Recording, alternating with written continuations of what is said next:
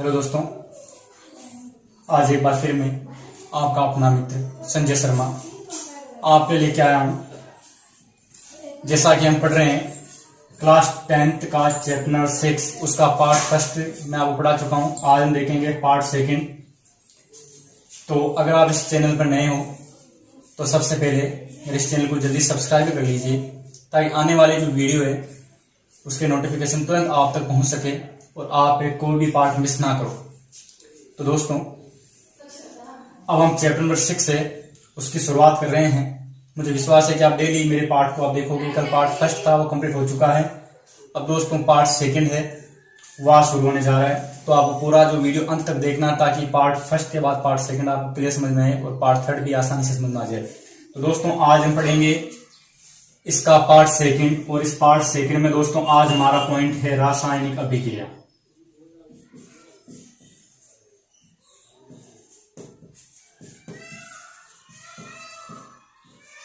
दोस्तों आज हम पढ़ेंगे रासायनिक अभिक्रिया क्या है। दोस्तों जैसे सपोज करो मैंने कल आपको ये से कुछ समझाया था कि एक रासायनिक समीकरण है Ca+O2 और यहां बन गया है CO2। दोस्तों हमने पढ़ा था कि इधर वाले को अभिकारक कहते हैं और इधर वालों को उत्पाद कहते हैं। तो दोस्तों क्योंकि अभिक्रिया कैसी है, अभिक्रिया भौतिक भी हो सकती है, अभिक्रिया रासायनिक भी हो सकती है। यहां हम रासायनिक की बात करें तो हम क्या देख सकते हैं कि ये अभिक्रिया कैसी है। प्रश्न है अभिक्रिया कैसी है, आंसर है अभिक्रिया रासायनिक है। तो अगर रासायनिक अभिक्रिया की परिभाषा अगर आपके एग्जाम में आ जाए तो हम कैसे इसकी अभिक्रिया बनाएंगे। देखो इसका एक डेफिनेशन कैसे बनाएंगे दोस्तों, क्योंकि अभिक्रिया भौतिक भी हो सकती है, रासायनिक भी हो सकती है, कैसी भी हो सकती है। तो मैं कहूंगा वह अभिक्रिया दोस्तों जिसमें उत्पादों के गुण अभिकारकों से भिन्न होते हैं। अभिकारकों का जो गुण है, अभिकारकों का जो संगठन है, संगठन मतलब किस किस से मिलकर बना है, वो इस मूल पदार्थ से भिन्न हो, अभिकारक से भिन्न हो, रासायनिक अभिक्रिया कहलाती है। दोस्तों अभिक्रिया रासायनिक कौन सी है, वह अभिक्रिया दोस्तों परिभाषा कैसे बनाएंगे, वह अभिक्रिया जिसमें अभी उत्पादों के रासायनिक गुण, दोस्तों उत्पादों के रासायनिक गुण और संगठन किससे भिन्न हो, अभिकारकों से भिन्न हो, रासायनिक अभिक्रिया कहलाती है। मेरे साथ आपको दोहराना दोस्तों, वह अभिक्रिया जिसमें उत्पादों के रासायनिक गुण और संगठन किससे भिन्न हो, अभिकारकों से भिन्न हो, रासायनिक अभिक्रिया कहलाती है। तो दोस्तों यहाँ पर उत्पाद अभिकारक क्या था, कार्बन था और ऑक्सीजन था, और यहाँ पर बन गई कार्बन डाइऑक्साइड। तो साफ साफ नजर आ रहा है कि यहाँ पर तो कार्बन डाइऑक्साइड है जबकि इधर कार्बन और ऑक्सीजन है। तो इधर की चीज पूरी तरह से अलग है, संगठन भी अलग है। क्यों, यहाँ C+O2 अलग अलग है, यहाँ एक साथ हो गए। इसका मतलब ये कौन सी अभिक्रिया हो गई, रासायनिक अभिक्रिया हो गई। तो इसको आगे बढ़ाता हूं मैं, परिभाषा के बाद डेफिनेशन अंतिम बार बोलता हूं कि वह अभिक्रिया जिसमें उत्पादों के रासायनिक गुण और संगठन मूल पदार्थ से यानी अभिकारकों से भिन्न हो, उसे कहते हैं रासायनिक अभिक्रिया। अब दोस्तों यहाँ पर हम भिन्न भिन्न प्रकार की रासायनिक अभिक्रिया एक एक करके पढ़ेंगे। तो अब मैं आपको एक एक करके अभिक्रियाओं के बारे में बता रहा हूं। तो रासायनिक अभिक्रिया क्या हो गई दोस्तों, हमारे क्लियर है कि इसकी परिभाषा हम क्लियर कर चुके हैं कि वह अभिक्रिया जिसमें उत्पादों के रासायनिक गुण और संगठन मूल पदार्थ से भिन्न हो, उसे रासायनिक अभिक्रिया कहते हैं। दोस्तों आपको घबराना नहीं है, मेरा वीडियो आपको पूरा देखना है। आप वीडियो को ढंग से समझो, उसको वही हाथों हाथ उसको याद करो ताकि आपको याद हो जाए। फिर भी याद नहीं हो थोड़ा बहुत 10% 20%, तो उसके लिए मैं आपको अपने नोट से आप मेरे से व्हाट्सअप मेरे नंबर आपके डिस्क्रिप्शन बॉक्स में मिल जाएंगे। उस व्हाट्सएप नंबर के द्वारा मेरे से जुड़ सकते हो, कॉन्टैक्ट नंबर उसमें जुड़ सकते हो, और मेरे से आप चाहो तो नोट्स भी प्राप्त कर सकते हो, वो भी आपको उपलब्ध हो जाएंगे। तो नोट्स मैं आपको उपलब्ध कराऊंगा, प्लस आप इस वीडियो देखोगे तो सब कुछ समझ में आ जाएगा और किसी प्रकार की जो गलती होने की संभावना पूरी तरह से समाप्त हो जाएगी। तो दोस्तों रासायनिक अभिक्रिया में एक एक करके बता रहा हूँ। नंबर 1 बता रहा हूँ दोस्तों, संयोजन अभिक्रिया।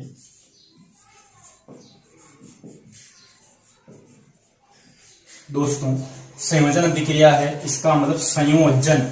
इस संयोजन का मतलब है संयोग, संयोग का अर्थ है जुड़ना। यानी मैं कह सकता हूं दोस्तों, जैसे यहां पर मैं एक आपको एग्जांपल देता हूं, इसमें मैं कहता हूं C+O2 CO2 Mg+O2 2MgO। दोस्तों ध्यान से देखिए, उत्पाद इसमें भी एक है, इसमें भी एक है, अभिकारक इसमें 2 है और इसमें भी 2 है। दोस्तों इधर 3 भी हो सकते हैं। हम क्या कह सकते हैं, अगर 2, ये पहला अभिकारक ये दूसरा अभिकारक हो सकता है, यहां प्लस में कोई तीसरा भी हो। दोस्तों ध्यान रखना है, क्योंकि नाम ही है संयोजन। संयोजन का अर्थ होता है जुड़ना, यानी जब 2 या 2 से ज्यादा अभिकारक जुड़कर केवल एक उत्पाद बनाते हैं। दोस्तों ध्यान रखना है, उत्पाद केवल एक होगा, क्योंकि ये 2 मिलकर एक हो रहे हैं, 3 मिलकर भी एक हो सकते हैं, 10 मिलकर भी एक हो सकते हैं। यानी आपको पहचानना कैसे है, अगर इधर अभिकारकों की संख्या 2 या 2 से ज्यादा हो, उत्पादों की संख्या 1 ही हो, तो तुरंत समझ लेना है कौन सी अभिक्रिया है, संयोजन अभिक्रिया है। दोस्तों इसका और भी नाम होता है, इसको संयोजन की जगह संयुग्मन भी कहते हैं, क्योंकि संयोजन का अर्थ भी होता है जुड़ना, संयुग्मन का अर्थ भी होता है जुड़ना। तो कभी कभी इसको योगात्मक अभिक्रिया कहते हैं। क्यों दोस्तों, क्योंकि योग का अर्थ भी होता है जुड़ना। तो एक क्वेश्चन किसी भी तरीके से आ सकता है, एग्जाम में पूछ सकते हैं, योगात्मक अभिक्रिया किसे कहते हैं, उदाहरण दीजिए, समझाइए। संयुग्मन किसे कहते हैं, समझाइए। संयोजन किसे कहते हैं, समझाइए। तो परिभाषा दोस्तों सिंपल सी क्या हो गई, वह रासायनिक अभिक्रिया जिसमें 2 या 2 से ज्यादा अभिकारक जुड़कर केवल एक उत्पाद बनाते हैं, उसे संयोजन अभिक्रिया कहते हैं। एग्जाम्पल दोस्तों मैंने दिया C+O2CO2 2 मिलकर 1, इधर भी Mg+O2 2 मिलकर 1। तो कभी भी ऐसा आपको नजर आए समीकरण में दोस्तों, आप तुरंत पहचान सकते हो कि इधर तीर के अंदर तो टोटल संख्या उत्पादों की 1 हो, तो इधर अभिकारकों की संख्या 2 या 2 से ज्यादा हो, तो तुरंत पहचान लेना है कि ये कौन सी अभिक्रिया दोस्तों, ये संयोजन अभिक्रिया या संयुग्मन अभिक्रिया, ये रोगात्मक अभिक्रिया है। तो ये आपके पहली अभिक्रिया कंप्लीट हो गई है कि संयोजन अभिक्रिया किसे कहते हैं या संयुग्मन अभिक्रिया किसे कहते हैं, कि वह अभिक्रिया। क्योंकि दोस्तों आप ऐसे भी कह सकते हो कि मैं कहता हूं एक संयोजन अभिक्रिया किसका भाग है, आप कहते हो इसका भाग है, मैं कह सकता हूं इसका बेटा है। तो ये बेटा, तो ये दोस्तों इसको हम बाप मान सकते हैं। तो हम कह सकते हैं कि इसकी संतान ये है। तो पहले मैं इसका नाम लूंगा पिताजी का, फिर बेटे का नाम लूंगा, तो इसे कहूंगा यहाँ पर वह रासायनिक अभिक्रिया। फिक्स रख लो, वह रासायनिक अभिक्रिया। चाहे मैं कोई भी आपको बताऊं, कोई भी डेफिनेशन बताऊं किसी भी अभिक्रिया की, दोस्तों ये नाम रख लो, वह रासायनिक अभिक्रिया जिसमें, वह रासायनिक अभिक्रिया जिसमें, चाहे कोई भी अभिक्रिया की डेफिनेशन पूछूं, ये शब्द तो पहले बोलना ही बोलना है। वह रासायनिक अभिक्रिया जिसमें 2 या 2 से ज्यादा अभिकारक मिलकर केवल एक उत्पाद बनाते हैं, संयोजन अभिक्रिया कहलाती है। दोस्तों देखो यहाँ पर कार्बन में मिल गया ऑक्सीजन, तो बन गया कार्बन डाइऑक्साइड। C का अर्थ है दोस्तों कार्बन, इस 2 का मतलब होता है डाई और इस O का मतलब होता है ऑक्साइड, तो इसका पूरा नाम हो गया कार्बन डाइऑक्साइड।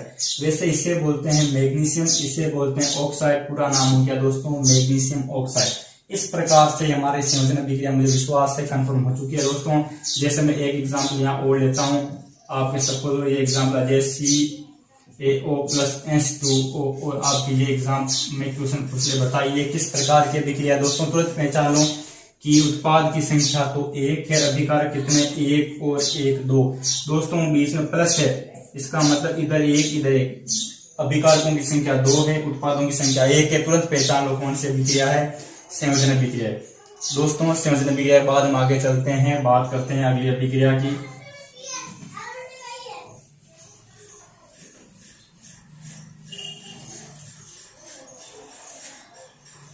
दोस्तों हमारी दूसरी अभिक्रिया का नाम है वियोजन अभिक्रिया।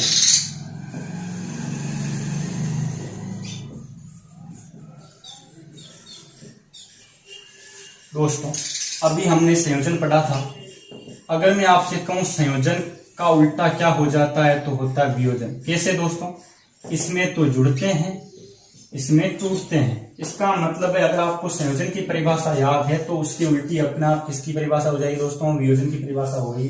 कैसे हो जाएगी देखिए, कि यहां पर मैं कह सकता हूं, आपको समझाने के लिए एग्जाम्पल लिख सकता हूं कि मैं लिखता हूं CaCO3, इधर लिखता हूं CaO, इधर लिखता हूं CO2। ध्यान से देखिए दोस्तों, इधर अभिकारकों की संख्या कितनी है, 1, इधर उत्पादों की संख्या कितनी है, 2। हो सकती है यहां पर 3 भी हो, यहां पर 3 भी हो सकती है। बस इतना ध्यान रखना दोस्तों कि वह रासायनिक अभिक्रिया जिसमें एक अभिकारक टूटकर, दोस्तों जब टूटते हैं तभी तो 2 हुए, हो सकता है गर्मी से टूटे हो सकता है करंट लगा के टूटे हो, कैसे भी टूटे हो, लेकिन टूटे हो, टूटने से कितने हो गए, 2 हो गए ना, तो मैं इसको टूटना है तो लिखूंगा, तो मैं कहूंगा वह रासायनिक अभिक्रिया जिसमें एक अभिकारक टूट कर 2 या 2 से ज्यादा उत्पाद बनाता है उसे वियोजन अभिक्रिया कहते हैं। दोस्तों हम इसको तोड़ सकते हैं, वो 3 तरीकों से तोड़ सकते हैं, जैसे मैं कहता हूं गर्म करके तोड़ सकते हैं, या मैं कहता हूं करंट से बिजली से तोड़ सकते हैं, या मैं कहता हूं धूप में रखकर प्रकाश से तोड़ सकते हैं। तो इस आधार पर हम कह सकते हैं कि वियोजन अभिक्रिया 3 प्रकार की हो सकती है। तापीय वियोजन क्योंकि ताप से तोड़ते हैं, विद्युतीय वियोजन क्योंकि करंट से तोड़ते हैं, और प्रकाश वियोजन क्योंकि प्रकाश से तोड़ते हैं। तो दोस्तों यहां पर हम पढ़ सकते हैं कि इसके प्रकार कितने हैं, 3 कौन से हैं, क्योंकि नंबर 1 गर्मी से तोड़ते हैं, ताप से तोड़ते हैं, उष्मा से तोड़ते हैं, तो मैं इसको बोल सकता हूं तापीय या उष्मीय वियोजन।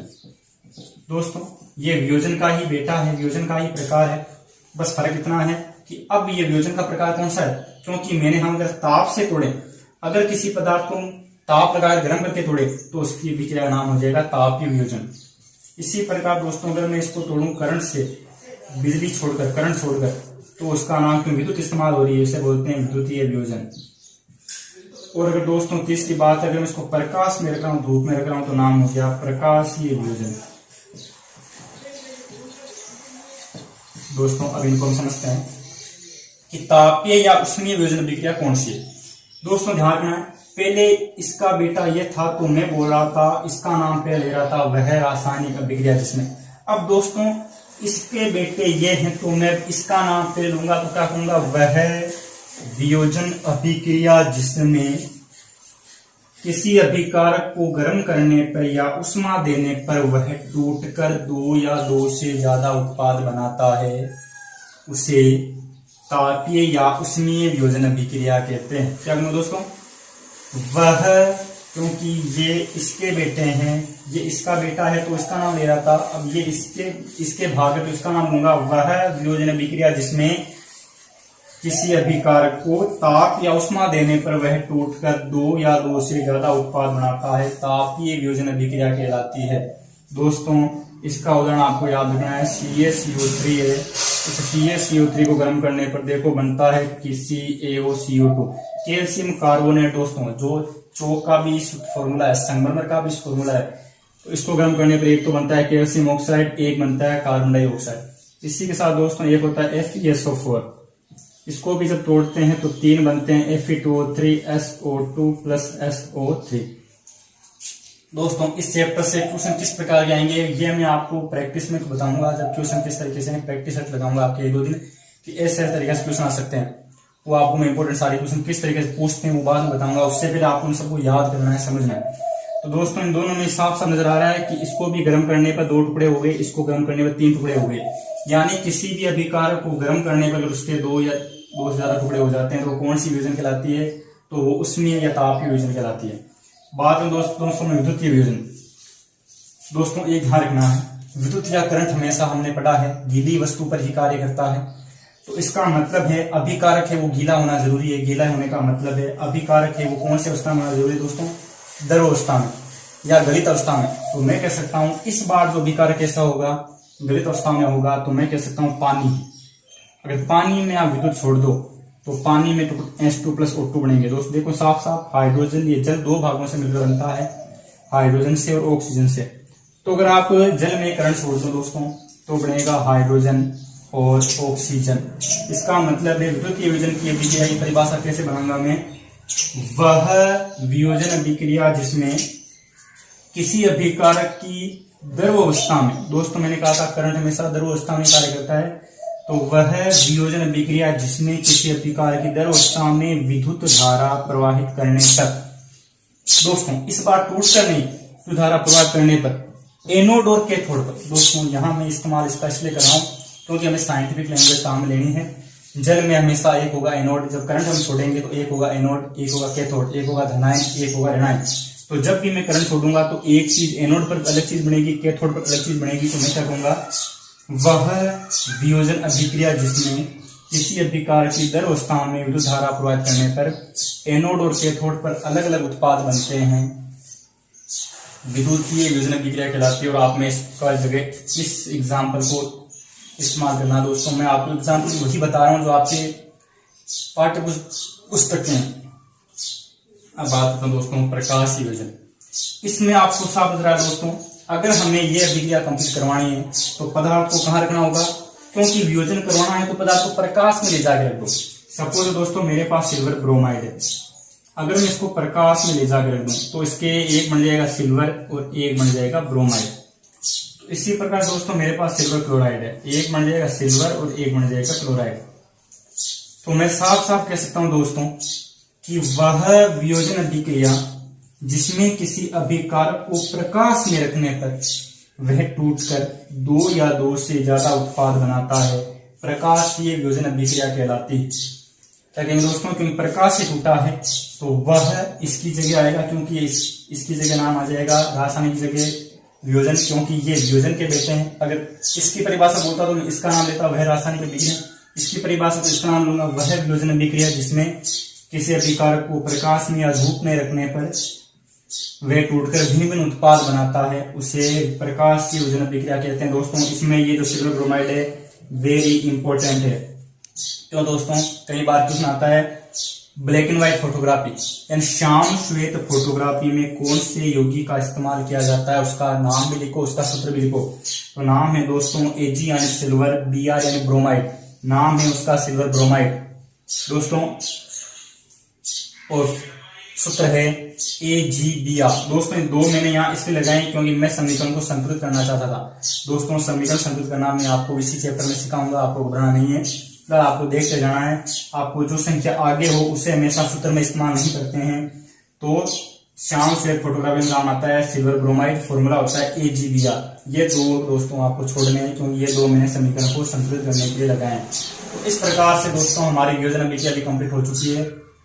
क्या है दोस्तों, देखिए वह रासायनिक अभिक्रिया जिसमें किसी कोई एक अभिकारक टूटकर दो या दो से ज्यादा उत्पाद बनाता है, वियोजन अभिक्रिया कहते हैं। इसको तीन भागों में बांटा गया है, तापीय वियोजन, विद्युतीय वियोजन, प्रकाशीय वियोजन। वह, अब इसकी परिभाषा क्या, वह वियोजन अभिक्रिया जिसमें किसी अभिकारक को गर्म करने पर या ताप देने पर वह टूटकर भिन्न उत्पाद बनाता है, उसे तापीय वियोजन कहते हैं। कैल्शियम कार्बोनेट को गर्म करने पर बनता है कैल्शियम ऑक्साइड और कार्बन डाइऑक्साइड। फिर सल्फेट को गर्म करने पर बनता है ferric oxide, sulphur dioxide, sulphur trioxide. दोस्तों इसका नाम सल्फर डाई क्यों है, क्योंकि दो को डाई कहते हैं, एस को सल्फर कहते हैं, ओ को ऑक्साइड कहते हैं, नाम हो गया सल्फर डाइऑक्साइड। वैसे एस को सल्फर कहते हैं, तीन को ट्राई कहते हैं, ओ को ऑक्साइड कहते हैं, नाम हो गया सल्फर ट्राइऑक्साइड। द्युत वियोजन क्या दोस्तों, मैंने कहा था द्युत का मतलब जरूर, तो वह वियोजन अभिक्रिया जिसमें किसी अभिकारक को द्रवावस्था में विद्युत धारा प्रवाहित करने पर एनोड कैथोड पर भिन्न भिन्न उत्पाद बनता है, उसे विद्युतीय वियोजन अभिक्रिया कहते हैं दोस्तों। तीसरी है प्रकाशीय वियोजन अभिक्रिया। वह वियोजन अभिक्रिया जिसमें अभिकारक को प्रकाश में रखने पर वह टूटकर भिन्न भिन्न उत्पाद बनाता है, उसे प्रकाशीय वियोजन कहते हैं। सिल्वर ब्रोमाइड से बना सिल्वर ब्रोमाइड, सिल्वर क्लोराइड से बना सिल्वर क्लोराइड। दोस्तों ध्यान रखना है श्याम श्वेत फोटोग्राफी में कौन से पदार्थ का इस्तेमाल किया जाता है, कौन से यौगिक का इस्तेमाल किया जाता है, सिल्वर ब्रोमाइड का, जिसका फॉर्मूला होता है AgBr। दोस्तों ध्यान रखना है, तो आपको काम में नहीं लेना है। ये दोस्तों हमारे दो अभिक्रियाएं कंप्लीट हो चुकी है। अब मैं आपको बता रहा हूँ अभिक्रिया नंबर 3। आज हम दोस्तों 3 अभिक्रियाएं देखेंगे कंप्लीट।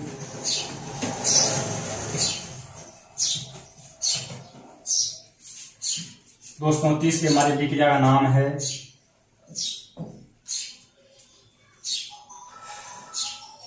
विस्थापन अभिक्रिया।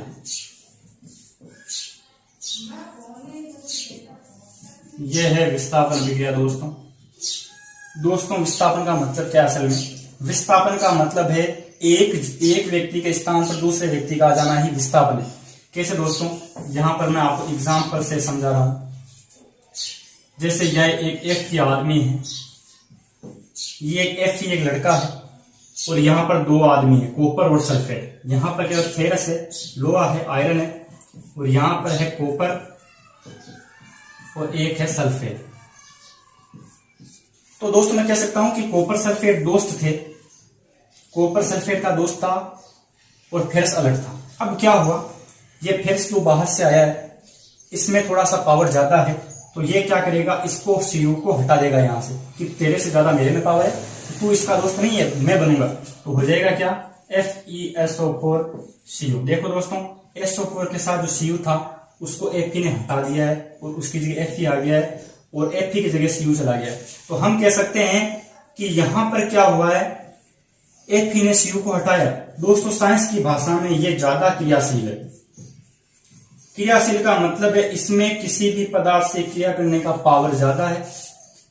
किसकी तुलना में, इसकी तुलना में। इसमें कम है, कम क्रियाशील है। तो दोस्तों साइंस में नियम क्या है कि ज्यादा, हमेशा नियम ये चलता है, ज्यादा क्रियाशील है वो कम को हटाता है।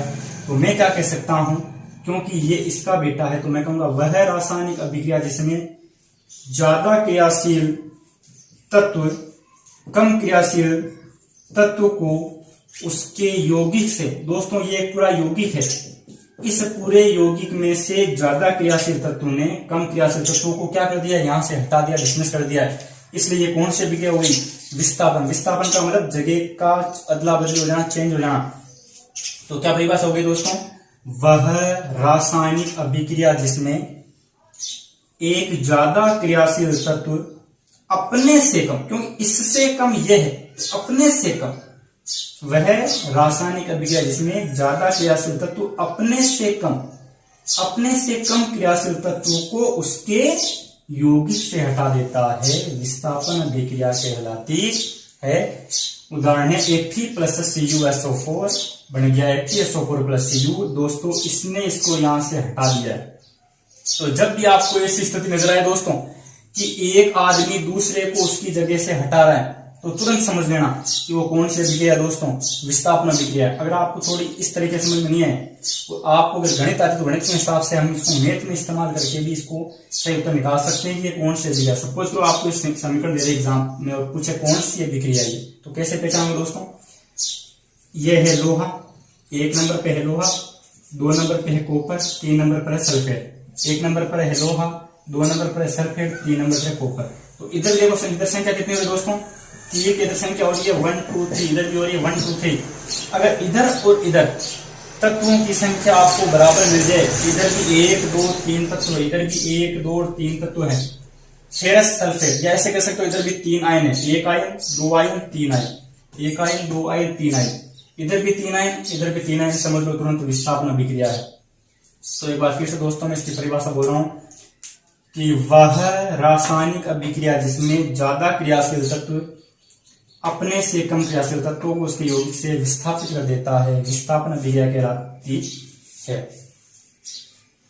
दोस्तों अब आपके मन में यह प्रश्न उठ रहा होगा कि ये आदमी इसको हटा पाएगा, या ये ज्यादा क्रियाशील है या ये ज्यादा क्रियाशील है, हमको कैसे पता चलेगा। बिल्कुल राइट है, आपने सही दिमाग लगाया। मैंने तो आपको कह दिया भाई इसने इसको हटा दिया, अब आप कहोगे ये इसको हटा रहा है, हमें कैसे पता चलेगा ये इसको हटा सकता है, या हमें कैसे पता चलेगा ये कि कम क्रियाशील है ज्यादा है। तो इसके लिए भी आपको मैं एक तरीका बता रहा हूं। इसके लिए आपको आनी चाहिए है सक्रियता श्रेणी। आप ये दोस्तों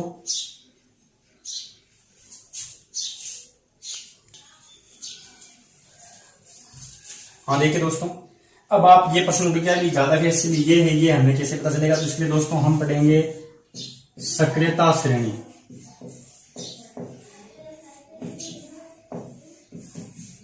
दोस्तों सक्रियता श्रेणी क्या है दोस्तों, सक्रियता श्रेणी का मतलब है कि अगर हम तत्वों को उनकी क्रियाशीलता के घटते क्रम में जचा दें। आपने पढ़ा है गणित में आरोही क्रम, यानी ये आरोही क्रम है 1 2 3 4 5 बढ़ते क्रम में। अगर मैं इसको घटते क्रम लिख दूं 6 5 4 3 2 1, तो ये है अवरोही क्रम, घटते क्रम में अवरोही क्रम, बढ़ते क्रम में आरोही क्रम। यहां हम कौन सा क्रम इस्तेमाल करेंगे, क्रियाशीलता का घटता क्रम। हाँ दोस्तों, हमें तत्वों को उनकी क्रियाशीलता के घटते क्रम में जचाना है, और जैसे ही जचाओगे तो आपको एक सीरीज, एक श्रेणी प्राप्त हो जाएगी, जिसे कहेंगे हम सक्रियता श्रेणी। तो दोस्तों मैं क्या कह सकता हूं कि तत्वों को उनकी क्रियाशीलता के कौन से क्रम में, अवरोही क्रम में, यानी घटते क्रम में, तत्वों को उनकी क्रियाशीलता के अवरोही क्रम में व्यवस्थित करने पर।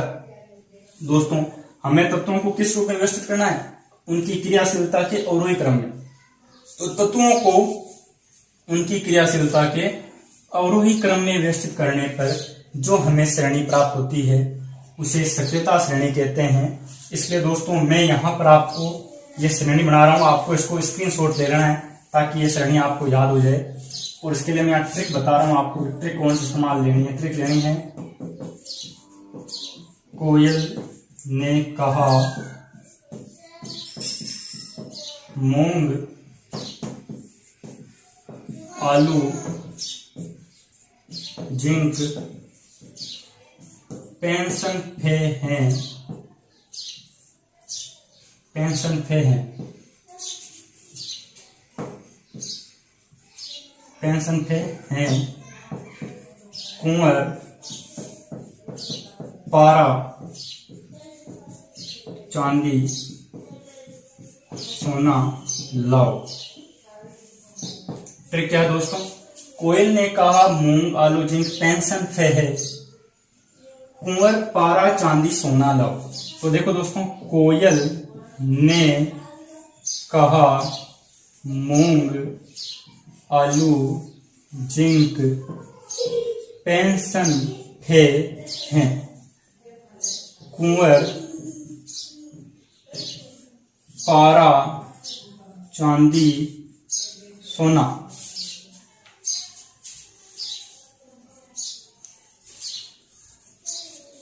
दोस्तों, कोयल ने कहा मूंग आलू जिंक पेंशन फे हैं, कुंवर पारा चांदी सोना और लाओ। यहाँ पर दोस्तों सब मैंने याद करने के लिए लाओ लगाया है, बाकी यहाँ तक आपके सारे तत्व हैं। तो दोस्तों ये है धातुओं की क्रियाशीलता का अवरोही क्रम। अब दोस्तों जो धातु सबसे ऊपर है वो ज्यादा क्रियाशील है, जो सबसे नीचे है वो कम क्रियाशील है।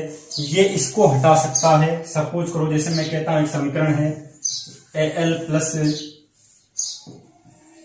प्लस MgCl2 और मैं पूछूं क्या यह अभिक्रिया संभव है, तो आप देखो क्या Al Mg को हटा पाएगा।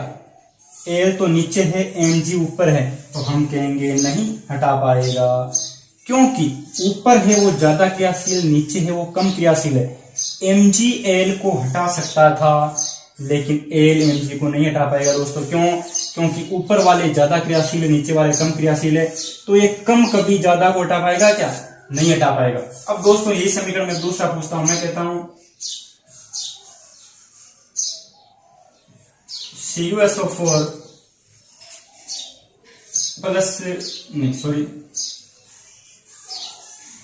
Cu plus ZnSO4। मैं कहता हूं क्या ये अभिक्रिया संभव है दोस्तों? क्या Cu Zn को हटा पाएगा? तो ये रहा Cu, ये रहा Zn।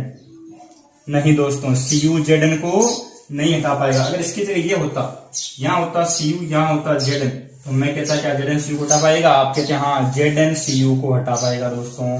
तो इस प्रकार से कई बार प्रश्न पूछते हैं क्या ये अभिक्रिया संभव है, तो अभी आप कहोगे हाँ यह अभिक्रिया संभव है। क्यों है? अगर कारण पूछे तो क्या कहोगे? क्योंकि जिंक है वो कॉपर से ज्यादा क्रियाशील है दोस्तों। एक बार के नाम पूरा लेते हैं, यह है पोटेशियम, यह है सोडियम, यह है कैल्शियम, यह है मैग्नीशियम, यह है एल्यूमिनियम, यह है जिंक, यह है पीबीएन लेड, यह है लोहा, यह है हाइड्रोजन, यह है कॉपर यानी तांबा, यह है पारा, यह है चांदी, यह है सोना। अब दोस्तों इस प्रकार से आज हमारी विस्थापन अभिक्रिया भी कंप्लीट हो चुकी है। आपको इस प्रकार का स्क्रीनशॉट ले लेना है। कोयल ने कहा मूंग आलू जिंक पेंशन पे है, कुंवर पारा चांदी सोना लाओ। दोस्तों ऊपर वाला नीचे वाले को हटा सकता है, नीचे वाला कभी ऊपर वाले को नहीं हटा सकता है, क्योंकि जैसे जैसे ऊपर से नीचे जाते हैं क्रियाशीलता घटती जाती है। तो दोस्तों आज हमने पढ़ा है संयोजन अभिक्रिया, फिर पढ़ा है वियोजन अभिक्रिया जिसके 3 भाग थे, तापीय वियोजन, प्रकाश वियोजन, विद्युतीय वियोजन, और फिर पढ़ा है विस्थापन अभिक्रिया, यानी जब ज्यादा वह रासायनिक अभिक्रिया जिसमें ज्यादा क्रियाशील तत्व कम क्रियाशील तत्व को उसके यौगिक से हटा देता है, विस्थापित कर देता है, विस्थापन अभिक्रिया कहलाती है। और इसके लिए आपको सक्रियता श्रेणी के बारे में जानकारी होनी जरूरी है। दोस्तों सक्रियता श्रेणी किसे कहते हैं? तत्वों को उनकी क्रियाशीलता के घटते क्रम में या अवरोही क्रम में व्यवस्थित करने पर या जांच व्यवस्थित करने पर जो हमें श्रेणी प्राप्त होती है उसे सक्रियता श्रेणी कहते हैं। फिर से बोल रहा हूं दोस्तों, तत्वों को उनकी क्रियाशीलता के अवरोही क्रम में व्यवस्थित करने पर जो हमें श्रेणी प्राप्त होती है उसे सक्रियता श्रेणी कहते हैं। ऊपर वाला तत्व नीचे वाले को हटा पाएगा उसके यौगिक से, लेकिन नीचे वाला कभी नहीं हटा पाएगा दोस्तों। तो आज हमारी तीनों अभिक्रियाएं कंप्लीट हो चुकी है, संयोजन, वियोजन, विस्थापन। दोस्तों आप इसको समझ रहे हो। अगर आपको इसके नोट्स चाहिए तो मेरे व्हाट्सएप नंबर, कॉन्टैक्ट नंबर मैंने डिस्क्रिप्शन बॉक्स में दे दिया, आप उसके द्वारा मुझसे जुड़िए। फिर मेरा टेलीग्राम लिंक है, उससे भी आप जुड़ सकते हो, इंस्टाग्राम से जुड़ सकते हो, ट्विटर से भी जुड़ सकते हो, लेकिन आप तीनों के द्वारा मुझसे जुड़ सकते हो। और मैं आपको मेरे डिस्क्रिप्शन बॉक्स में व्हाट्सएप नंबर और कॉन्टैक्ट नंबर आराम से मिल जाएंगे, उसके द्वारा आप मेरे से जुड़िए, मेरे से वार्तालाप कीजिए। फिर आपको इसके नोट्स भी मैं उपलब्ध करा दूंगा ताकि आपको किसी तरह की कोई 1% भी समस्या न हो।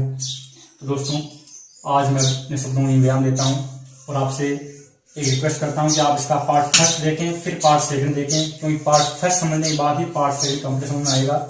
और मैं विश्वास दिलाता हूँ कि अब जब मैं शुरू हो गया हूँ डेली वीडियो बनाऊंगा और आपके एक नंबर भी कटने का कोई चांस भी नहीं छोड़ूंगा। 10th क्लास के विद्यार्थी या 9th का हो या कोई भी कॉम्पिटिशन एग्जाम तैयारी करा हो, सबकी दृष्टि से ये पॉइंट इंपॉर्टेंट है। तो सबको पूरा ध्यान रखना है और डेली मेरे वीडियो देखना है। और अगर चैनल को सब्सक्राइब नहीं किया तो तुरंत सब्सक्राइब करना है। और सब्सक्राइब करने के बाद अहम बात, बेल आइकन को क्लिक करने के बाद जो ऑल का बटन आएगा उस पर आपको क्लिक करना है ताकि सारे वीडियो जैसे मैं बनाऊं सबसे पहले आपके पास पहुंचे। तो दोस्तों अब मैं अपने शब्द विराम देता हूं, जब मैं अगला वीडियो लेके आता हूं तब तक के लिए गुड बाय, अलविदा।